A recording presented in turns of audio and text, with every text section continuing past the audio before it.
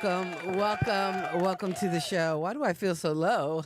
Hey, it's Kathy and Kenny Explain Pop Culture on a Sunday night. It's what we do in our pop culture broadcast from the north to the south. I'm Kathy from North Carolina. Joining me is my brother Kenny from South Jersey. What is up, my brother? What is up, my sister? What is up? What is going on? All the things, just hanging out for another Saturday night. And actually, it's a weekend that has exhausted me from, I think, starting Saturday, I spent the day in Salisbury for their Juneteenth celebration. And then Wednesday night, we had a big event, an educational event where we offered tours of a historical Black neighborhood here in Statesville, as well as had a film running and a panel discussion and networking session. So just doing all the things. And Friday night, marking off the street, getting prepared for Saturday, which was an all day event. And of course, probably the hottest day of the year in North Carolina. Somebody posted this and I had to repost, but it was a takeoff from the movie The Help, where it said, "Dear North Carolina, you is hot, you is humid, you is ridiculous." And a lot of people agree with that post. And whoever came up with that, you get all the, because that is awesome. I should have given you this earlier. But yeah, the weather, and I'm sure it's just as bad up there from what I'm hearing. You guys are in the 90s too, right? Yeah, but you know what? I spent today. Yesterday was hot. I stayed in most of the day. I went out last night to take Olivia out for graduating. Mm-hmm. Friday night, I performed at Winona Lake, which it was hot, but it wasn't really that bad because they had us under the shade. So it really wasn't like, Oh, that's we were cool. under the shade, we were next to the lake. And today I was at a canniversary event, Soup Can Kitchen, the magazine that Chris Rockwell runs. They were doing something, and I hope nobody's watching that was there today because I'm going to mess everything up on what I'm saying here. Uh But in oh. any event, it was a lot of hip hop artists performing. I was just there as a volunteer. I bought a cooler, bought some ice, so we can feed people and things like that, and give canned donations and things like that. And then I think I finally got on the mic later on in the evening. Later on, as the event was ending, because we started doing. There's a whole bunch of hip hop artists, and you got that little circle. We got everybody. We get everybody passes the mic, and everybody gets the mic. So we did that, and it was a good time. But it was cool down the shore. It was very cool. Oh, nice. Oh, I guess being that's probably the Yeah, smart move. Let's be close to the water where it's colder because it wasn't hot at all. It was nice. I'm all landlocked and it is just hot as hell. Yeah, it It's was crazy hot and just ridiculous. So, folks, please stay hydrated. I am drinking my water still because my body needs it, and just stay cool if possible. I know, and actually, I thought I was done after yesterday's Juneteenth events, but there was another Juneteenth networking thing, and a young black girl, and I think a former student, either at Statesville High or I'm pretty sure Statesville High, but she actually launched a Juneteenth networking event, and I was a vendor for that event as well. And again, we didn't have a big turnout, but it was, I think it was a nice first attempt or first try at just pulling community together. And what I'm finding is that there are a lot of black entrepreneurs and selling different things. I met one woman from Millie's Seasonings, and really really delicious seasonings. In fact, she gave me some popcorn that oh, it was some seafood seasoning on it that was amazing. So a lot of good things happening out there. And as our cousin Lisa is reminding us, congratulations to Olivia, who just graduated from high school. So that's your last high school graduate. So you're, That is my last high school graduate. Yes, yeah. that's my last high school graduate. So I'm done unless with high unless school. you're having some more kids. So No, I'm not having any more kids. None at all. Nope. I'm too old. No, it's done. I'm done. I'm fixed. I'm clipped. It's all done. So I'm like a new dog right now. But in any event, that's yep, last one. High school doesn't have to deal with me anymore. Okay. So Yeah, good, good I'm for. sure they're I gonna don't know who that's good for, them or you. that's good for them because they don't have to deal with me anymore because I was that guy. You were that Uh, parent. so let's get into pop culture news. All right. Pop culture news, as always. So once again, not once again, but Justin Timberlake is in hot water. He got caught with a DWI in the Hamptons last week. Um, you know, here's my thing. Justin Timberlake, my mouth been my jaw been a little tight. Hey, Big Rick, my jaw been a little tight with Justin Timberlake back when he Janet Jackson after the whole nipple I thing. knew Janet that's where you were going to go. And you know what? I've seen this online too, because some people are saying, because right now what's happening is that shade is being thrown on the officer who arrested him. And they're trying to why? make him the villain, just like they tried to make Janet the villain. And I'm like, oh, Why you that's can't get some thrown to the that's officer? some nasty PR happening. Why should I be thrown to the officer? He's doing his job. I know. Well, but they're trying to say, oh, he's a rookie and he's been harassing, all the, different celebrities and stuff in the Hamptons. But I'm sorry, you drive drunk, there are consequences. Yeah, And there's actually, we consequences. don't know if he was legally drunk because I think he refused the breathalyzer, or that at least allegedly that was one of the reports. So, and again, Here's the thing the with the, Justin the Timberlake. PR is swinging to kind of cast aspersions on the officer, which I don't think is right, It because you shouldn't know have. what? It's a thing of, if you did something wrong, you know what? Put on your big boy panties, own up to it, and make it right. And thank goodness that he pulled you over, because evidently, if there was something about your driving that was erratic, you could have injured someone. And so, again, for drivers, it's not always all about you. It is about the other people on the road. So, you know what? I don't feel no. Yeah, I'm not. I'm not. I'm good with it. I'm good with it. I'm I'm good good with it. with it. You know what? You gets what you get, and you got what you got. So next, here's a weird one that I didn't know about, and Kevin Costner uh, tore the rumor down. He said that they're just friends, but I didn't realize there was a rumor going around that Kevin Costner and Jewel, the singer, was supposed to be in a relationship.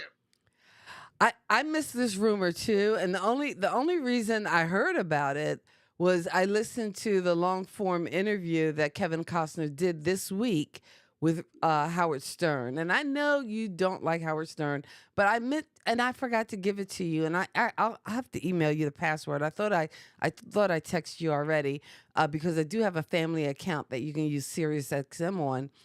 So that you can listen to some of the, even if you don't listen to the Howard Stern show, I would advise you to just check out some of the interviews. And there's a section on the app where you could just listen to the interviews, because a lot of times the celebrities that he sits down and talks to, it's not like, the late night show where it's, oh, they get 20 minutes, but like 8 minutes at a time between commercial breaks, or they get 10 minutes or 3 minutes during one of those, Good Morning America type shows.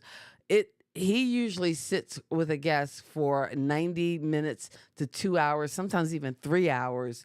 And it gets into it. And a lot of times, the people are sharing these stories. And he shared a story that evidently him, Jewel, and, oh, who's the Harry Potter girl?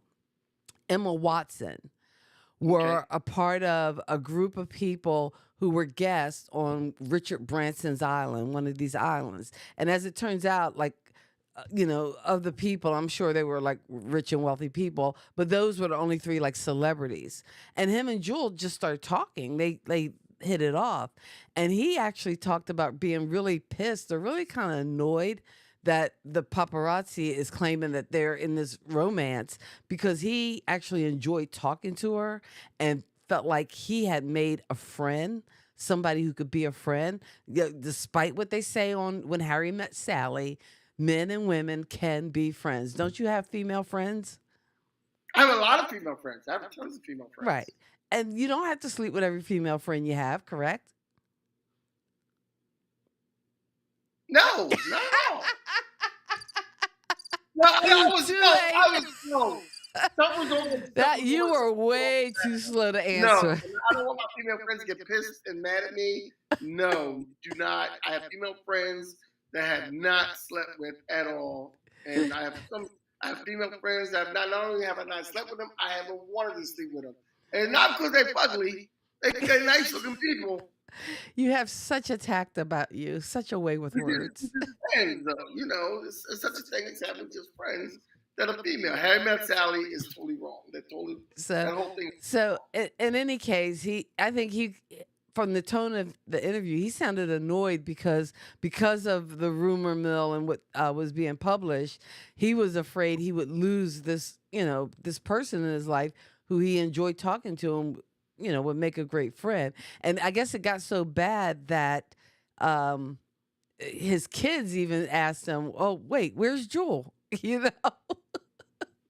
So evidently they were looking for her, thinking that, they were in a relationship, but he says that they're just friends. Now, all that to say, he could be lying through his teeth, or maybe their friendship does develop and become something more. We don't know. But right now, it's just a rumor. But that was a really good interview. You know what the best part of that interview was, though? And again, I know you feel about Howard Stern, but it was still a good interview, is he talked about the sequel to The Bodyguard. And do you know he had a script and everything? Do you know who was supposed to star in the sequel to The Bodyguard? Ooh. Princess Di. And he actually in this interview went through the whole plot of Princess Di, and how she would relate to this, I guess, sequel to The Bodyguard, and really good things, and evidently, with her passing, that didn't happen, and when she died, people were talking about different things, and that came up.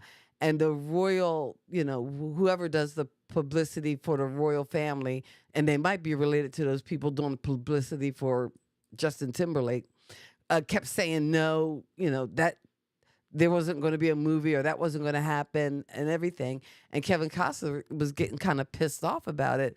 And I think it was Sarah Ferguson who was the connection for them actually meeting and kind of getting them together to do this project.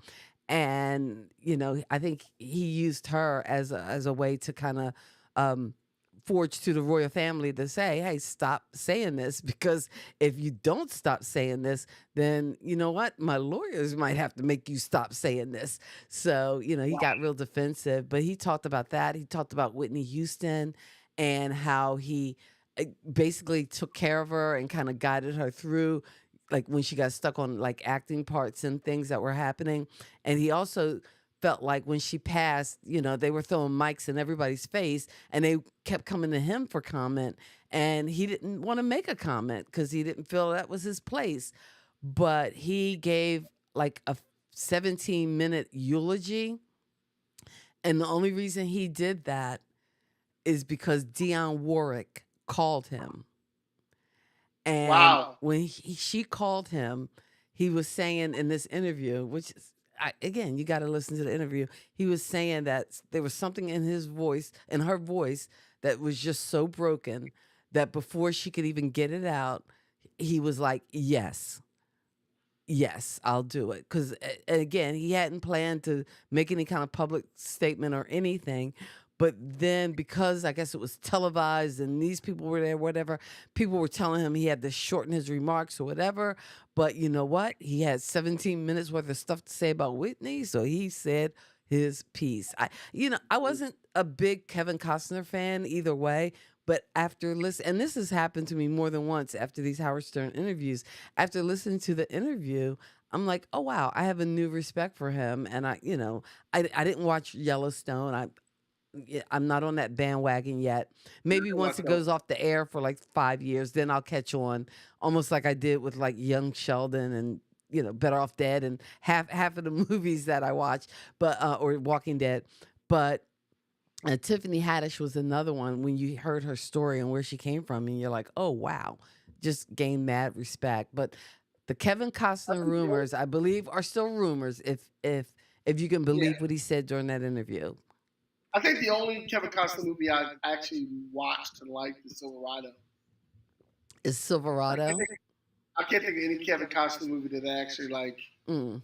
Definitely. I Never seen well, somebody. he also talked about the Big Chill because He was um in the picture, he was technically. in the Big Chill. I think he went to the big show. Yeah, But yeah. what was interesting too, because a lot of people, especially actors, would think, "Oh wait, that's my big break," and boom, I'm cut from the movie, and then it blows up to be one of the biggest movies.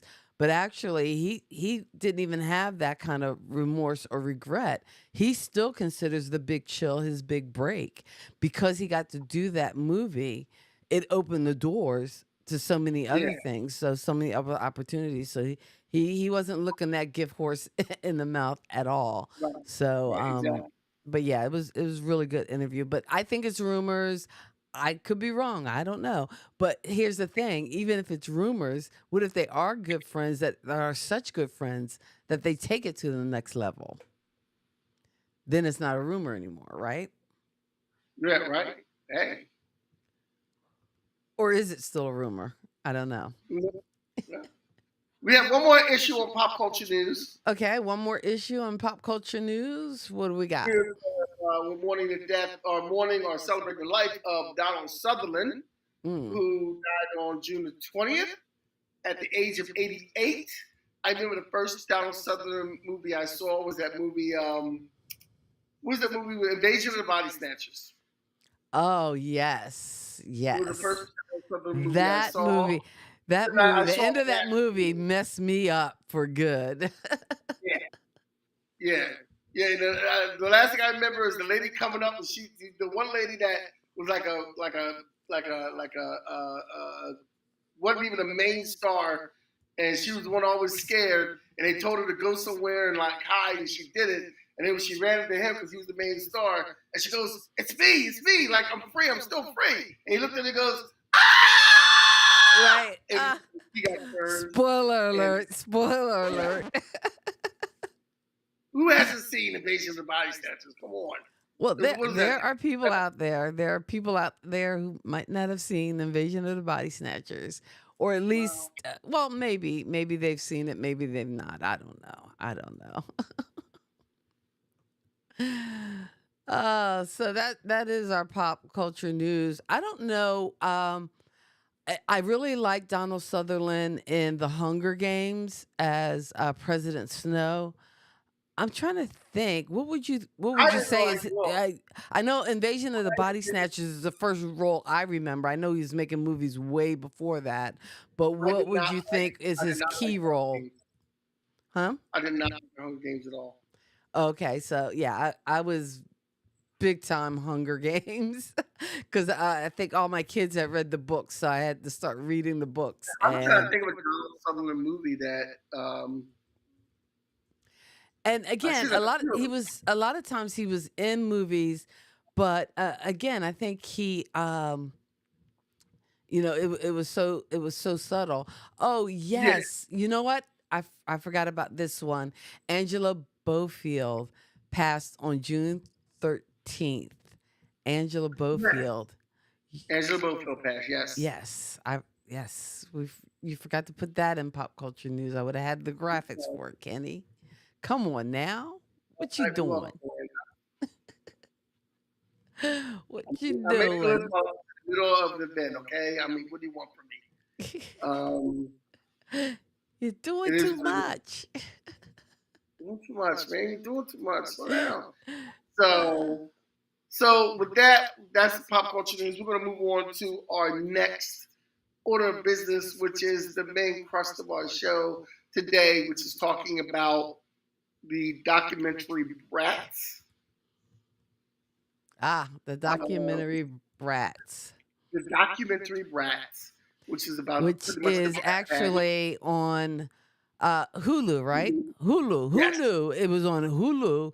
But Brats is a documentary by um, Andrew McCarthy, who is a film by Andrew McCarthy, of course, about that moniker, the Brat Pack, which was a part of this New York Times Magazine article that, according to McCarthy, labeled and defined these actors from that period in the late 80s and early 90s, which includes Emilio Estevez, Judd Nelson, Molly Ringwald, Demi Moore, I don't know how to say her name right. Demi Moore, Emilio Estevez.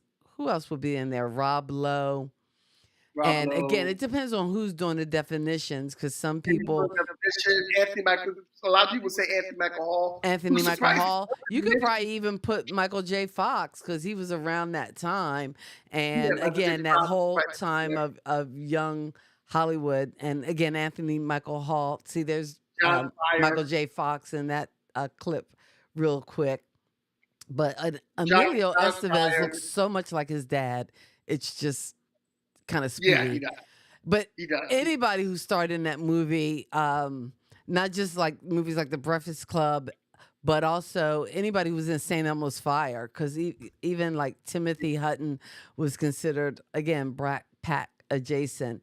But yeah, in this particular documentary, they kind of walk you through what it was like during that time. He actually does talk with John Cryer, who doesn't consider himself Brat Pack, but I think gets labeled. Oh, Ali Sheedy. I forgot all about Ali Sheedy too. And they didn't talk to Mare Whittingham because I don't know whether she was considered Brat Pack because she wasn't in there. And this actually that we're showing is just a trailer. Hopefully, we won't get a strike or taken down off of YouTube for sharing the trailer because again, it's all about again celebrating the Brat Pack, or at least this movie was to some extent.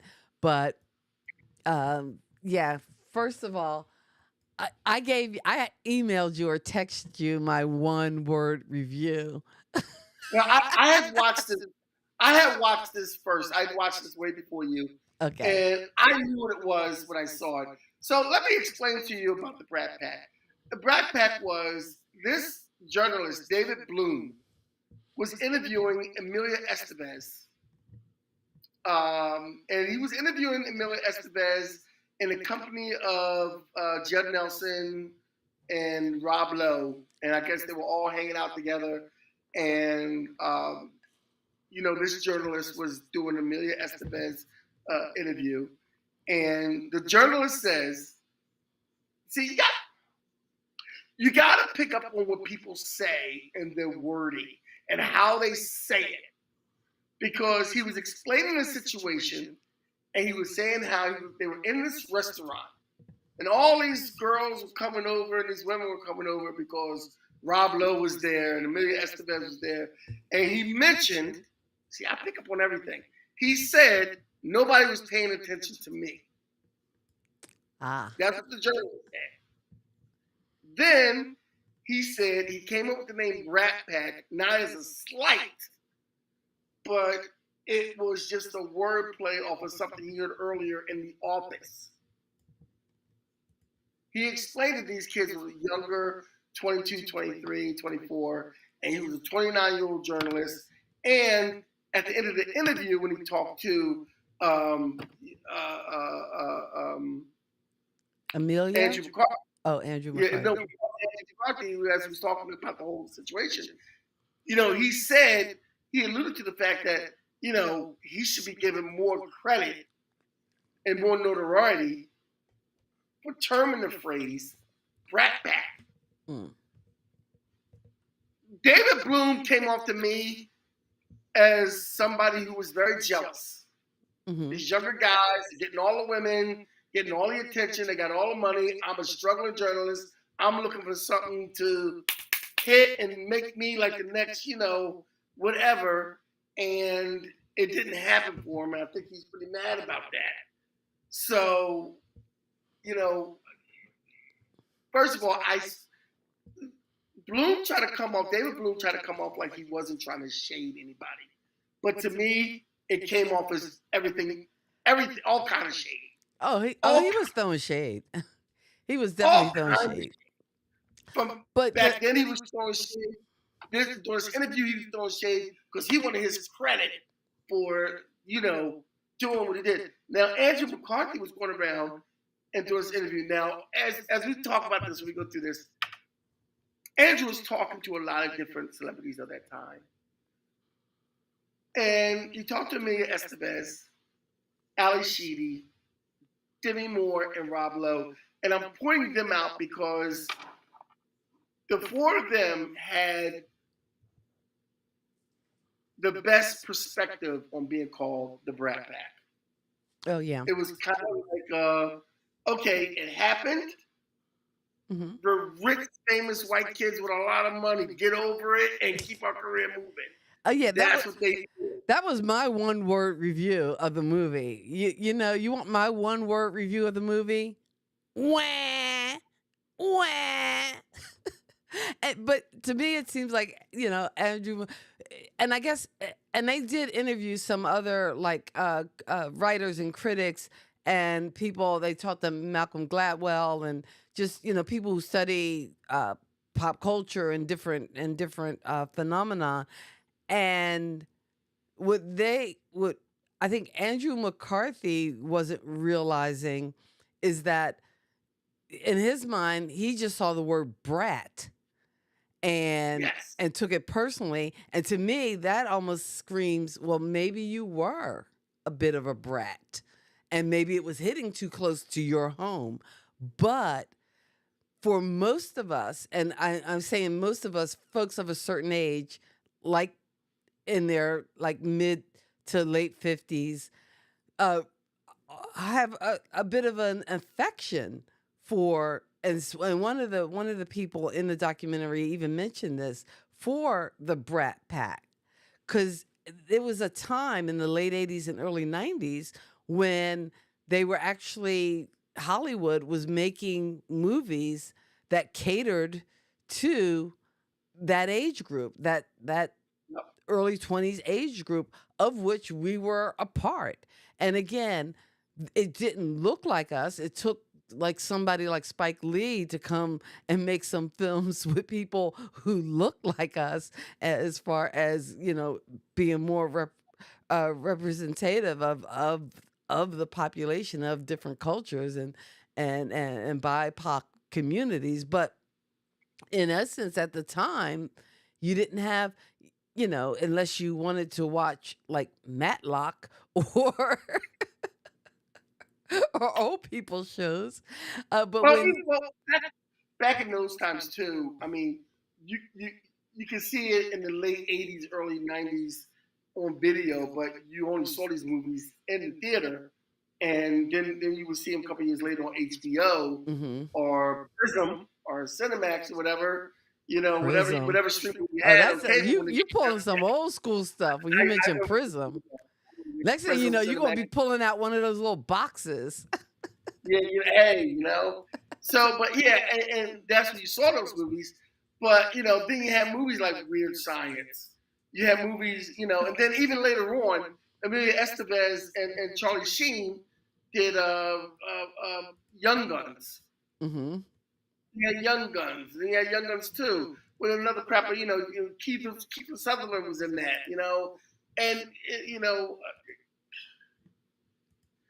and it seems to me like Andrew McCarthy I could tell just by the interview. Oh yeah, that's old school.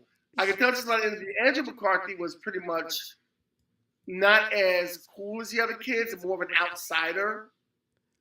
Mm. Because it seems like Amelia Estevez. Okay, when David Bloom wrote this article, he was in a restaurant with Amelia Estevez, Rob Lowe, and Judd Nelson. And it seems like those type of guys knew each other and probably hung out and partied more. Right. Robert Downey Jr., And Anthony Michael Hall. Also, I I mean, think he. Bobby and Mike Hall, they were on Saturday Night Live together. So you like these guys, the movies gonna end. They were on Saturday Night Live. These people hung with each other. It seemed like Andrew McCarthy didn't hang with that group, and he had these feelings all on his own. And they were like, "You're Demi Moore. You're Demi Moore. Even at, you were able to get past the Brat Pack thing and still have a career. You married Bruce Willis. You knew what you were doing. Like And I think, Rob Love and still again, had a career. I think part of it too was just to me, it seems like Andrew McCarthy might have internalized that phrase, Brat Pack, a little more than the others did. Because if you Yeah, look at that group of actors, they've all, I think you could just turn to just about every one of them and see another body of work that they've done or other work that they've done since, St. Elmo's Fire. I don't yes, know whether I could say that so much for Andrew McCarthy, but even for Emilio Estevez to go on to direct several different movies, Rob Lowe to keep reinventing himself, whether he's yes, starring in Brothers and Sisters or The West Wing or Atkins commercials with Wanda Sykes. I don't know, but yeah, again, keep reinventing themselves. Demi Moore, again, Ghosts, GI Jane. I'm yes. sorry. Yeah, she had to have some acting chops, I think, to move beyond just being a child actor or a teen actor or defined by this label of Brat Pack. Uh, Well, again, Even Anthony Michael Hall was able to do like he did Edward Scissorhands, oh, and he was like, what was the drum? Because I know in the Edward Scissorhand, you almost didn't recognize him because you're so used to yeah, him being a scrawny nerd, and then he's he like was the beefed up jock. It's like, oh wait, this is role reversal. He's like yeah, Leif Garrett in The Outsiders now. yeah, exactly, exactly. And then he wound up doing some other things, and he was in he had a TV show at one point. Oh yes, Dead Dead Zone. Zone, was it? Yeah, Dead Zone. Hmm. Yes. He also played a part in Dark Knight with Okay. Heath Ledger. He was also in that, and now I think he's got something else coming up too. And so he's out there in it. Judd Nelson, he pops up here and there. I mean, one of the big things he did after the Brat Pack thing was he was in New Jack City, Oh yes, definitely. and Molly Greenwald was in Riverdale, And didn't she and she's do? Oh no, I'm yeah, thinking of Winona Ryder. I was like, wait, wasn't she in Strange? No, no, that's no, Winona no, Ryder. And I don't know whether she was Brat Pack or maybe Brat Pack I adjacent. don't think Winona Ryder was Brat Pack. No, Okay, Winona Ryder was more '90s. but I think, yeah, I guess so. Because also I was thinking, because I guess the '90s were more, I guess, next generation Brat Pack that included like the stars of Stand By Me and Will Wheaton. I'm sorry, I've been watching too much Big Bang Theory. Penny. Although I Yeah, so it was a lot of wah from Andrew wah. McCarthy, and I felt like going through watching this video. For me, watching this documentary after a while became a little cringe Hmm. Mm-hmm.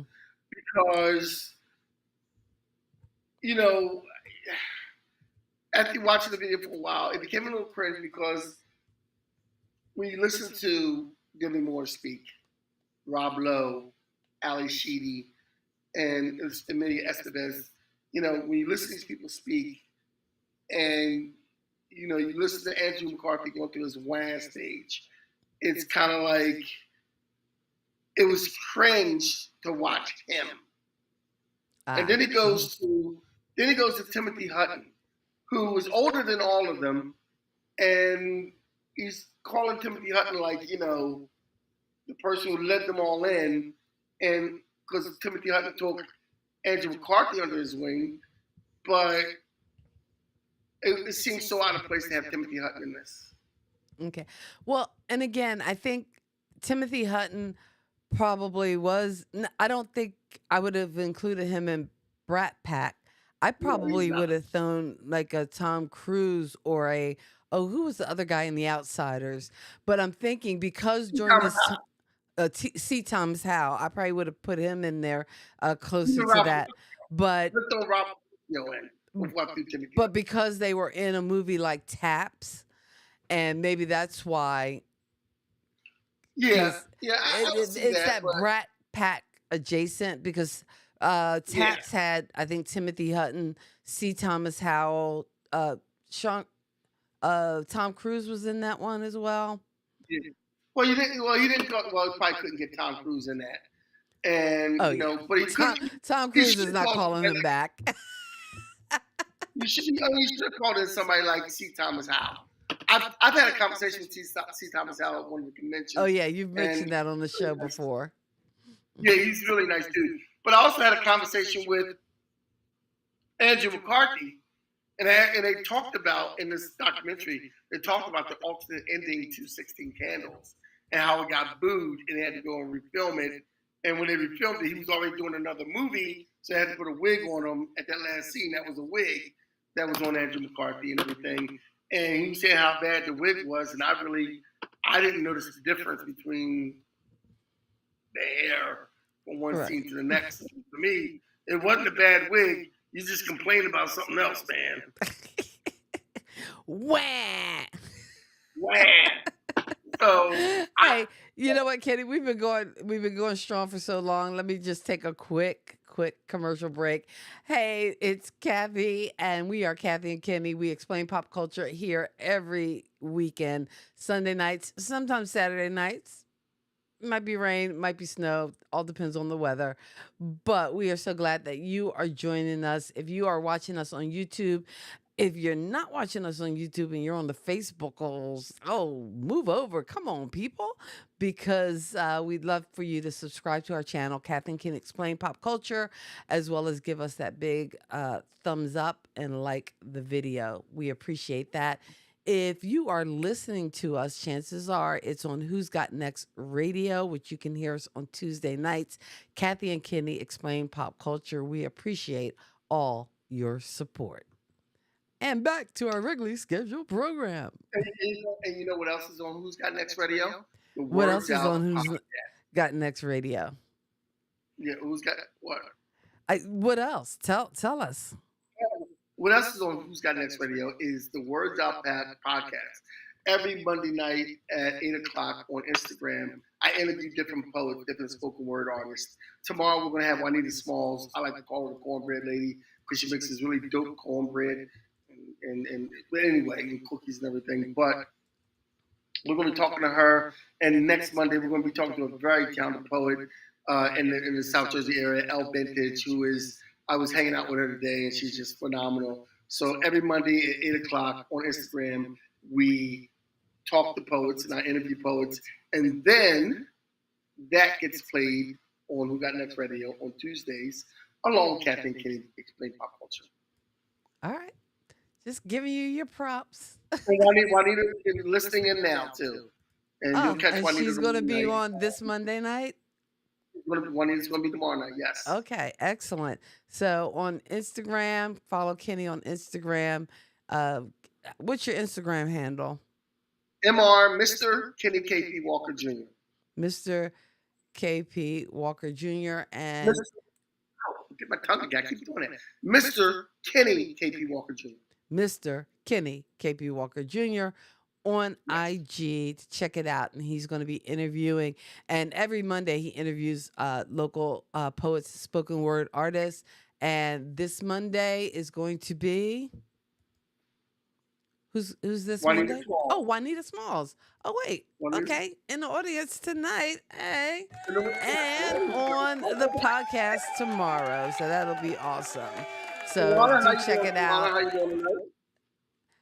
Hey, thanks for coming through as we go live as we do every Sunday night at 8:30. And this week we're talking about the documentary, Hulu documentary Brats, all about the Brat Pack.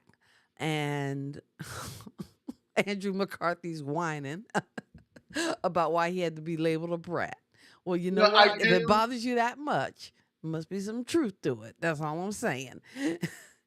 And Well, when you I'm not think about it, a the brat. guy who wrote the article uh, was throwing shade. He was jealous. That I mean, there's no other way to paint it. Yeah, He was just mad at him because they were young, yeah. rich, and famous, and hey, it happens. They were getting all the women, and nobody was paying attention to you.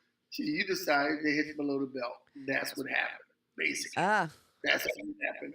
And you the hurt some pen feelings. is Some people sharper got than the over it. sword. You hurt some people's feelings. Most of them got over it. Andrew McCarthy apparently didn't. Mm-mm.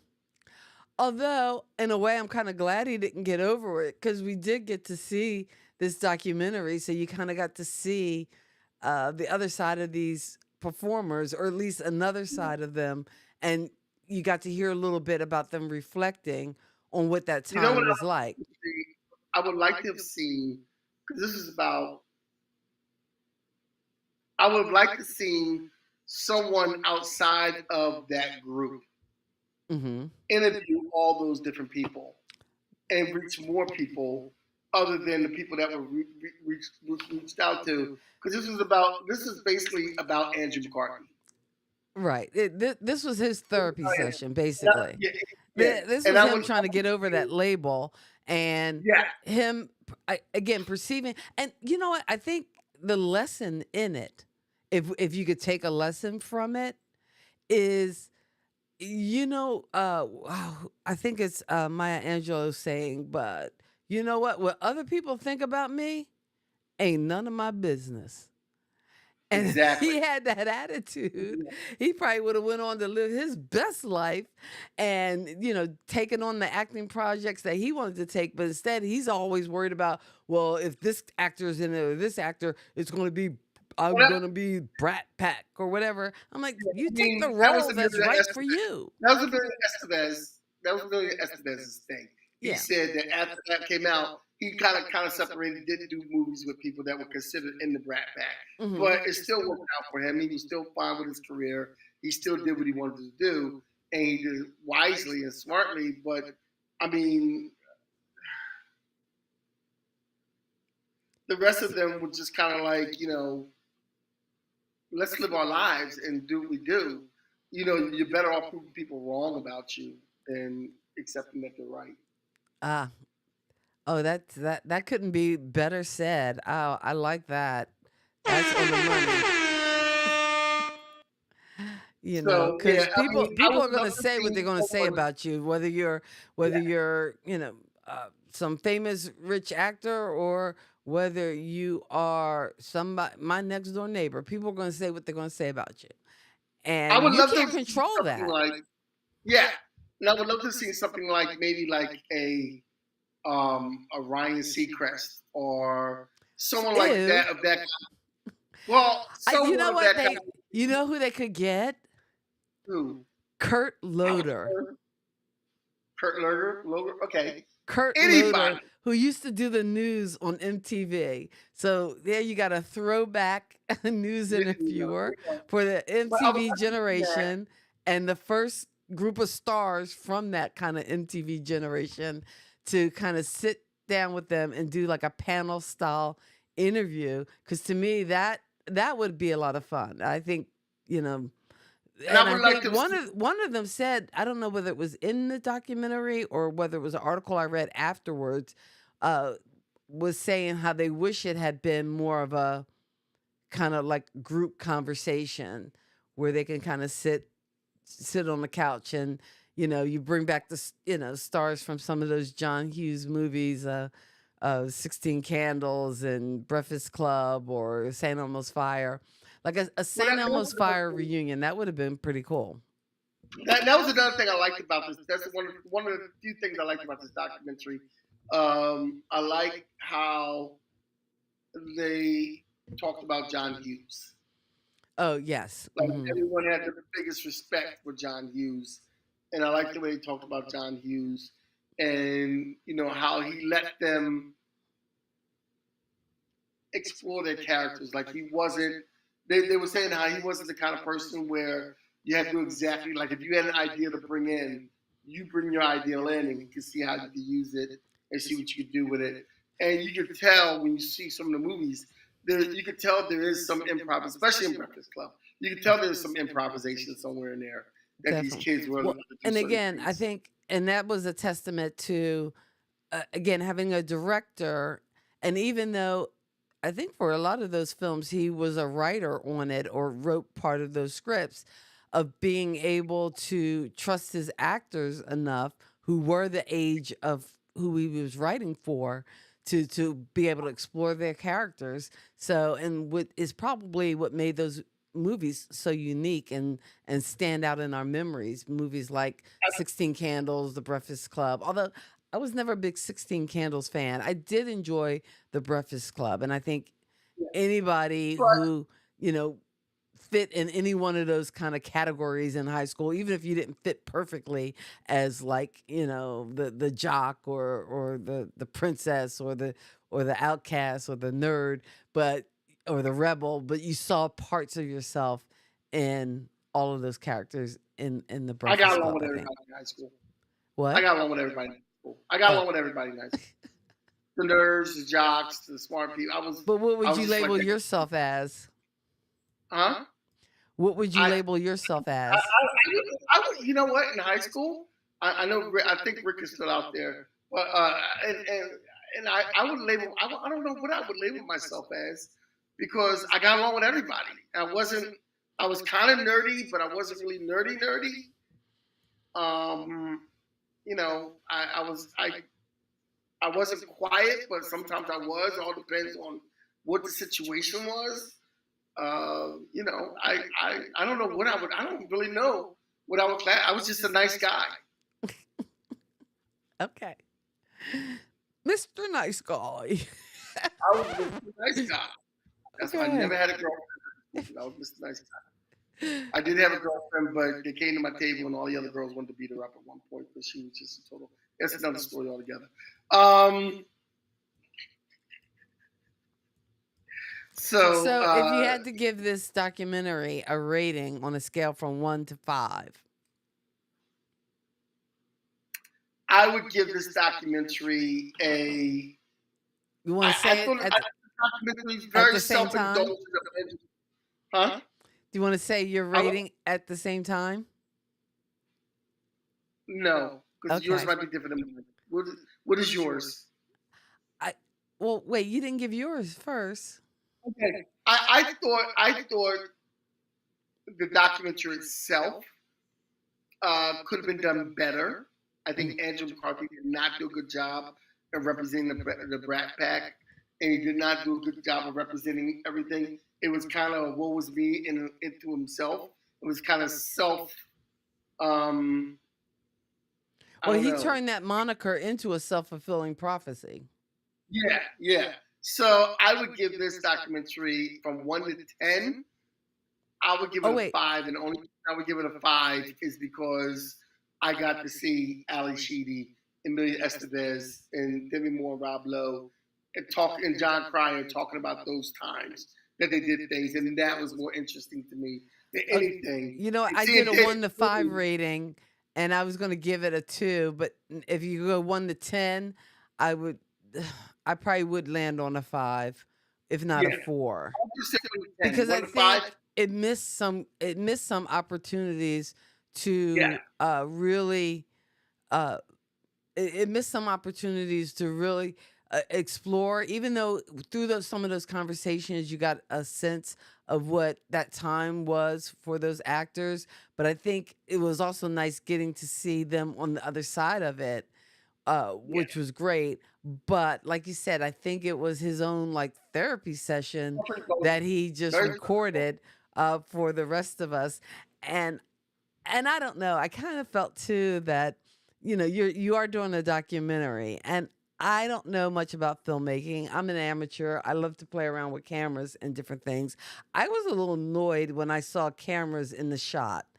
And I realize you're filming from different angles to get different Yeah, perspectives, and that can be done, but do I was better, honey. okay. Do better. I was okay with seeing cameras in the shot. I was okay with that because I Mhm. know that's how some documentaries do it. And I get And it. I like the realism of seeing the cameras in the shot. Yeah. However, some of his conversations going in to talk to these people that he hadn't seen in 20 or 30 years was kind of like, and then I thought about it. I was like, you mean to tell me Amelia Estevez and Rob Lowe and Demi Moore haven't seen each other in 30 years? I think not. It Yeah. came off.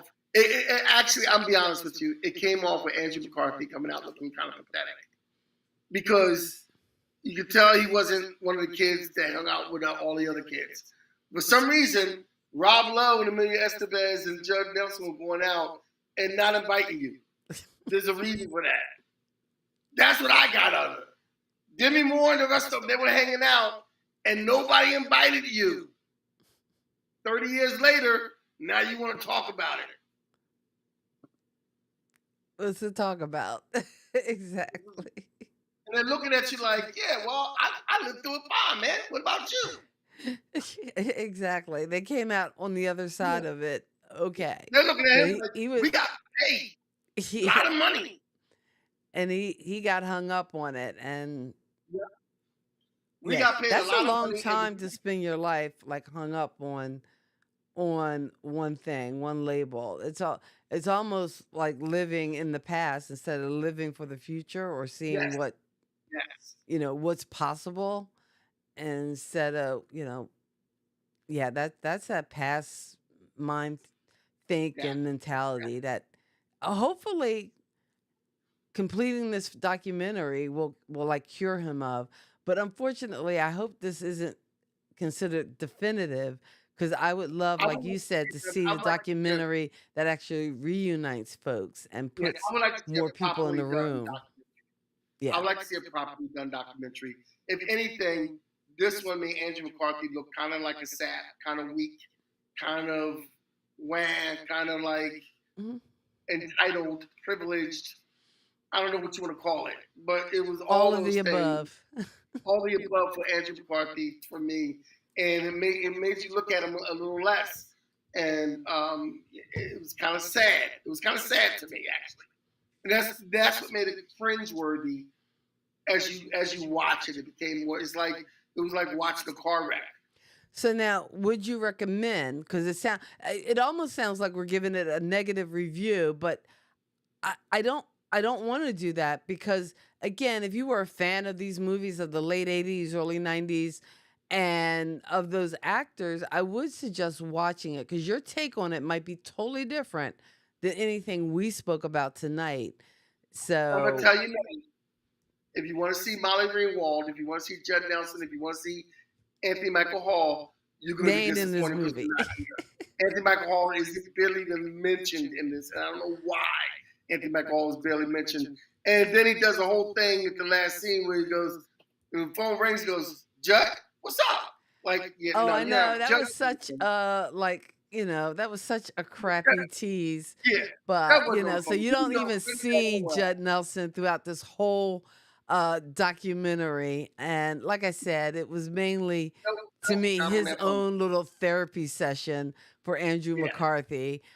Because again, that's because of this New York Magazine article calling them all the Brat Pack, he took that to heart and I guess never got over it. But the rest and of that's what this them, should have been called. This that's should have what? been called. This should have been called the Andrew McCarthy therapy session. The Andrew The McCarthy New therapy Orleans, session. you know, a rich white kid complaining about being a rich white kid. I don't.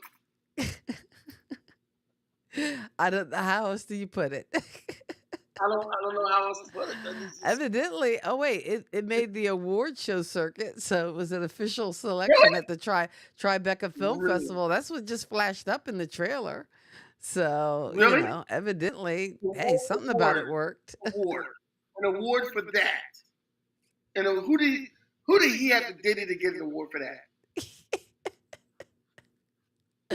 As it was titled, The Year of the Brat. from the Brat I'm Pack. just saying, whose casting couch he had to sit on to get the award for that? Because that wasn't Yeah, I no. didn't think it was an award That's winning not an or award. worthy That was the documentary. award. Although, like you said, It wasn't the it award. had nice No. little moments. It did have nice little moments. Yeah, So nice I will performance. say that. But it gave me a new respect. It gave me new respect for Demi Moore. Hmm. I liked her take on everything. Yeah. And And I liked yeah. Emilio Estevez's take on things too. So I thought that was Yeah. pretty good. All right. Yeah, Well, but Kenny, yeah, as if you we notice wind too, down, hmm? I was just gonna say one thing. If Okay. you notice too, you have to watch body language and you have to watch what people say. And as I'm watching body language, why am I echoing? As I'm watching body language and I'm watching what people say, I notice how when Andrew McCarthy approaches them, the body language that after not seeing it for 30 years, they're kind of like, "Hey, how you doing, man?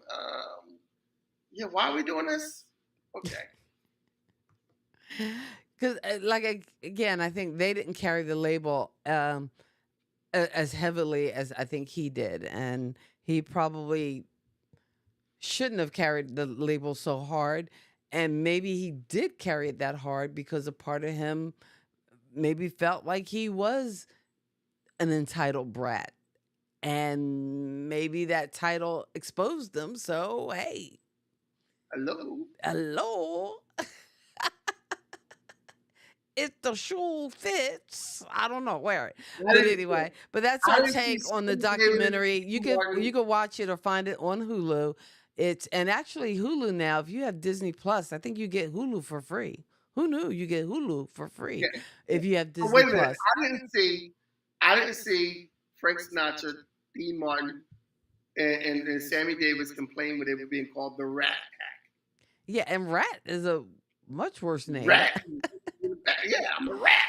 And again, even in the name, it was just supposed to be a takeoff on the Rat Pack. Although it was a cool story in the documentary about members of the Brat Pack meeting the Rat Pack, which I thought was kind of it was just one of those kind of cool trivia kind of things. Like, oh, Yeah. the Hey. intersection of these different packs and groups. So that was kind of interesting. But see, here's the thing. Rob Lowe told that story Mhm. about meeting Sammy Davis. And I forgot who was hanging out with that night. It wasn't Andrew McCarthy. Somebody else. Andrew McCarthy wasn't there. He was hanging out with something. No, Rob Lowe was hanging out with. He was hanging out with Liza Minnelli, but it wasn't. It was Rob Lowe was hanging out with like Judd Nelson or Amelia Estevez or something like that. Now, I mentioned in the trailer that they showed where it won like a festival, like a Tribeca Film Festival award. Do you think that this documentary might No, get a Oscar little bit. buzz? No, not even a little bit. Not even a little bit. Okay. It should not. It should not. I don't But think what I'm it saying should, but I'm is just saying. that I'm just asking. when Rob Lowe was saying how he met Sammy Davis and the Mhm. Rat Pack was hanging out with the Brat Pack kind of sort of thing. You know, he was hanging out with somebody else, which means Rob Lowe was in that scene where he hung out with the other members. Andrew McCarthy wasn't there, man. He didn't hang out with these people. But You just want to paint him as an outsider. Poor dude. He Poor was the dude. outsider, and you could tell. He was the nerd of the group. So listen, we are wrapping up. What are we talking about next week? Huh? What are we talking You about got next week? one job, and that's to come up with topics. Come I got on now. one job. You know what? I'm gonna know tomorrow what we're talking about next week, and then we'll post it on Tuesday. So yeah, I have some ideas, and I want to run by you, and I don't want to run them by you, in front of everybody for you to turn Okay. down. All right. because That's fair. I have an That's ego fair. too. I have an ego too sometimes, I have to. But in any case, we will be back next Sunday night, 8:30. We want to thank all you folks for hanging out. Juanita, Dewana, Cousin Lisa, thank you so much for being a part of our little pop culture universe as we talk things pop culture and just kind of kick it and have fun. So until we see you next week, we wish you love, peace, and pop culture. God bless the soul and keep living. Peace.